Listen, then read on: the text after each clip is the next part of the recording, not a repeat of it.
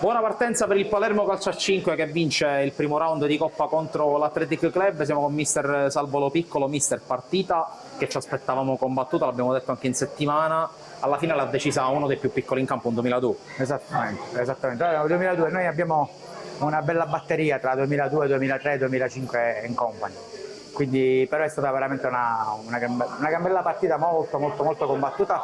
Lo sapevamo, il caldo era intensissimo, quindi anche le condizioni, diciamo, le condizioni del campo non sono state, insomma, gradevoli, però abbiamo fatto una buona prova. Abbiamo fatto due errori di superficialità che non accetto, soprattutto prendere il gol a 20 secondi alla fine su palla nostra non esiste. E dobbiamo lavorare molto su questo atteggiamento che sinceramente mi dà molto fastidio.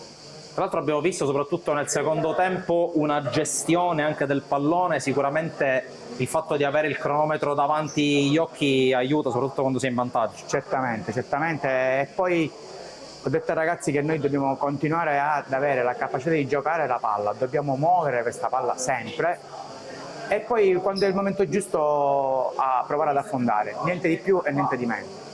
Si va adesso alla gara di ritorno tra 7 giorni, altra superficie, altre condizioni. Sarà un'altra storia, ovviamente un'altra storia, e loro sono tosti e l'abbiamo detto, e quindi ci aspettiamo una gran bella battaglia.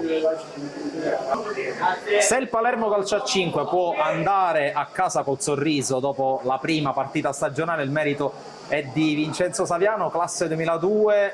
Raccontaci le emozioni di questo debutto con doppietta. Beh, allora, il merito è anche della squadra, devo dire, perché comunque entrare in un gruppo nuovo dopo 2 anni di futsal, il merito non è mio, quindi anche se ho già fatto questi 2 gol è stato grazie alla squadra che mi hanno supportato fin dall'inizio, anche dagli allenamenti, e mi hanno portato oggi, e abbiamo portato oggi questo risultato a casa tutti insieme. Tra l'altro tu hai giocato tanti minuti al di là dei 2 gol, hai fatto tanto lavoro anche in fase di copertura. Raccontaci un po' che tipo di giocatore sei e quali sono anche i tuoi obiettivi a questo punto. Premettendo che questo penso sia il mio primo anno dove il mister mi sta dando molte opportunità di giocare, quindi sia avanti che dietro, essendo un giocatore duttile in difesa e in attacco, il nostro obiettivo, personalmente il mio, quest'anno è quello di salire, portare la squadra, anzi portarci la squadra della società più avanti possibile, sperando anche in una promozione. Obiettivo a questo punto più ravvicinato invece sabato prossimo, la gara di ritorno. Vincere e basta.